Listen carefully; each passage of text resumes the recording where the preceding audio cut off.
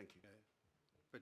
But you do appreciate that we have to follow what's in the Sale and Supply of Alcohol Act in relation to the absolutely, in relation Mr. Chair. to the For sure. administration of the district licensing committees, which that's one thing.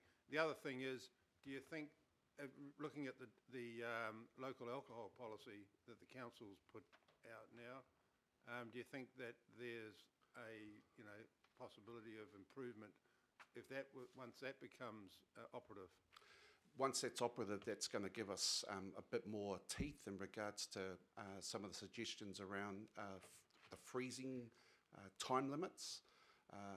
Yes, we do acknowledge the current Act, but it also, what's not being implied or applied by the DLCs is around that the Act is supposed to help the communities around the reduction of these alcohol outlets, which is far from it, because we've had all the applications for new and for both new and the renewals have all been granted, bar one owner who put in an application for a new licence, and through his own social conscience he withdrew it. But otherwise, again, we have a loaded process that favours the applicant, regardless of the social harms of alcohol in our community.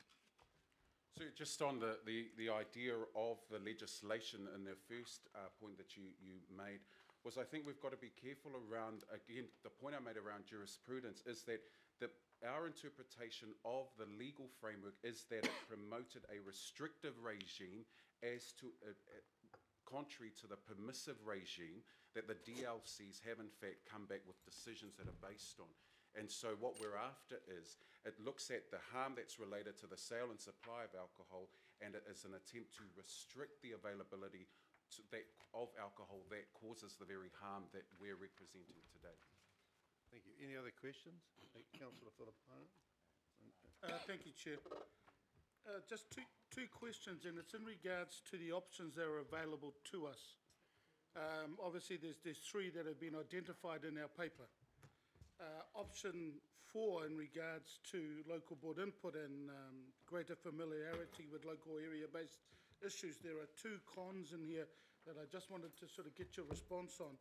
One was that the potential bias under or conflict of interest if local board members determine applications within their local board areas. That's one. And two, the potentially longer timeframes for decision making and higher cost to administer through setting up and implementing new allocation tool. So I just want to invite your comments on that. There are others. There's 5 I think have been pointed out, but those two I would like a response through you, Chair.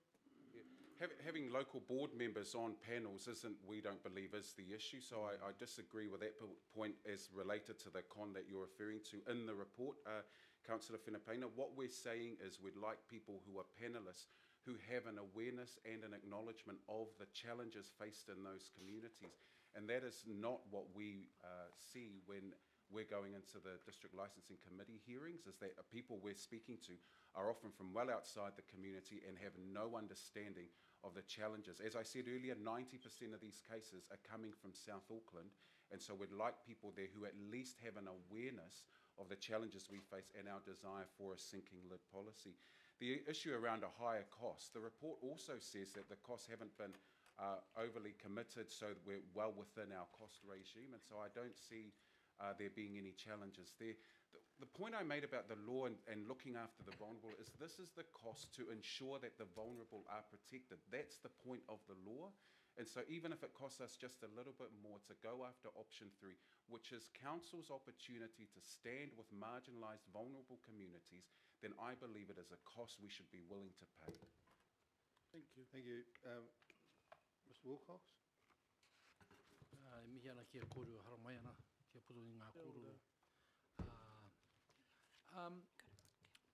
So the gist of what I'm getting from your presentation is that it's unfriendly. So I'm just trying to ask, are you saying there's no room for Nana and her handwritten objection at these kind of hearings? Kia ora mātua. You are correct, unless Nana or Papa turned up with a lawyer, which by and large, most of our community can't afford a lawyer. In these hearings, the applicant turns up with a lawyer and a team loaded with a lot of legal things. If I may add, also, in these hearings, none of the DLC, and I refer to the ones that we've attended as a board, none of the DLC, the police, the alcohol inspector, the health inspector, are people from our area. So they have no idea about what goes on 24/7. So already we're disadvantaged because there's no one with a local view that sees the harm. I just want to, so where's the police coming from? Are they coming from Waitakere or somewhere else? Thank you again, and that's a really good question because again, not a lot of people know what goes on in these hearings. So what we get in terms of the police input is somebody who may have that particular portfolio from the county's Manukau headquarters. So just like our last hearing, we didn't have anyone from our neighbourhood policing team, and we have two in Mangere Otahu. So we got someone that came from the headquarters that doesn't work. So they've been given a small brief, but it's very unfair both for the community, but it's also unfair in terms of the police because they get to go out to these premises and expected to give an assessment from sitting in a shop for 2 hours. And that's supposedly, you know, and all these applications, the police have not objected because they're in the shop at the wrong time where there's nothing going on. So we've got to think about, you know, have we got the police assessing these places at the right time? And secondly, what can you assess in 2 hours? Thank you. Thank you. Arthur. No, thank you, Chair. Just the comment, followed by a question maybe. I mean, it's come through loud and clear we have a serious problem that in the south of the problems of the south, and our people in the south are continue blamed for what happens out there, and no action has been taken to try and overcome the problem. The problem simply is this, in my view, is one, there's legislation that's in place. The applicants can afford the best expertise they can get to come and lay their case. The local people lack the confidence or the expertise to put this up. I'll just give you a classic example of this in my days on the ASB Trust. The affluent parts of Auckland would come and ask for $2 or $3 million for a tennis court with experts and lawyers and get it. The South would come in wanting $500 for something and won't get it because they don't know how to present it. That's a classic example of what happens here. So in moving this forward, I really believe that we've got to provide more expertise to assist the local boards to talk with their communities and help their communities put their applications forward so they can articulate what they're trying to say at the DLC meetings. Bearing in mind the DLC is governed by sets of regulations that are in place. And if they see it's fitting, they're going to give it. We've got to have experts that can argue against that and say this is wrong. And one of the biggest things that we've got in the south is from the south, like my colleague Alf, we get fed up with being put down as problems. The problems are created by all these outlets which create the problem. Hang on, we haven't got into the debate yet. Yeah, no, but I'm just putting the case in what I'm saying. you're So asking my a question basically is can we then, I'm talking to council now, provide some assistance through the local boards to help them help their communities get these answers? Well, okay, well, that's a question for the officers, I think, Councillor and I. When we finish with the two local boards. Councillor Brewer. Well, thank you. This, which I'm pleased you've come in today because some of us that were, you know, relatively excited about the rhetoric around the Sale and Supply of Alcohol Act 2012 and the empowering of communities, and particularly what it meant for community participation up in and against new licensees. It's, you know, disappointing to hear kind of at the coalface what's happening at grassroots. I'm just interested in, you know, this is going to be, a work program is going to be developed from here on in, and it's going to be reviewed and approved by this committee in August 2015. As you know, in this report here, looks like we're sticking to the region-wide structure and the region-wide pool of chairs and members. But what would that document, that review, that work program look like in ideally to you, what would be some of the things that it could promote when it comes back to us in August that could make a real difference to progressing the issues that you've outlined here? You know, accepting that we're sticking with the region-wide structure, accepting that we're sticking with the region-wide pool. What other tangible changes would you like to see being promoted in August? Yeah, thanks, Councillor. I think probably the leading thing for us is we'd like to see the inclusion of people with local knowledge. And I accept that you might, in staying with the current pool, that will be a challenge, but I believe it's a challenge that we need to face head on. The other thing that is of concern to us is, as Member Bakelich has said, that it's a challenge for our community to take the whole day off work to come and to address a panel for 15 or 20 minutes, but be expected to stay. And so we need the flexibility within the meeting for Nana and Papa and whoever else to be able to come, participate, note their objection, be included in the meeting, and then be able to leave again, and then have much better ways of communicating those decisions. There's also concerns for us around how these applications for off-licence renewal are advertised. And so accessing that information has meant that we've had to go and load our own Facebook page. That's where we're getting it. We've also, both boards, in fact I think 3 boards, have gone and spent their own money on getting legal support prior to the time where we weren't allowed to object as local boards. So I think that kind of support is necessary to at least provide the confidence that people need, who are lay people, who understand those challenges, to be able to come in and participate in the meeting. The other thing we might want to consider is where we take the hearings.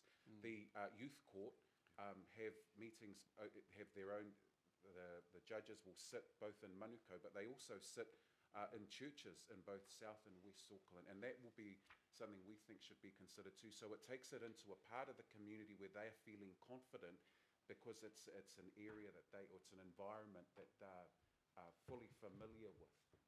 So I think those are some of the things that we've got to approach. Thank you. Deputy Mayor? Thank you. And this is just fleshing out that the issue around local boards being able to object. So without too much pressure, just to be able to ask the local boards, some local boards directly. I've just been having a look at what local boards said what, and I know when we had the discussion around local boards having the ability to appeal, you know, and object, that might have curtailed their ability to interact on that really intimate level with their community, and then kind of go with their communities to the hearing, because you can't kind of be judge and jury. So the bit that I'm interested in is, if we are hearing our communities being a bit quite rightly stressed and challenged about the ability to resource themselves into this quite legalistic process, do we need to look at the objection, or without putting too fine a point on it, is the ability to object getting in the way of the board's ability to really get alongside their community and throw all their energy behind the DLA process? Thank you, Councillor. So for us at Māngere o Tahu, having that ability to object directly is a good thing, and it obviously validates, one, our position, two, to take on board a lot of the voices from the community that may not necessarily be part of a separate objector's objection. So in terms of where we sit currently, as was approved by this governing board, there are some positives. It doesn't necessarily hinder our objections, but it also gives us strength in terms of talking to the community and saying, hey, look, if you're objecting, we'll come along with you. And just in a recent hearing, the chair had granted us the approval to speak, even though we weren't objectors, given the status that we have recently been given. Yeah, there are some finer challenges. Often the local board objection has come in up until a point, has come in underneath.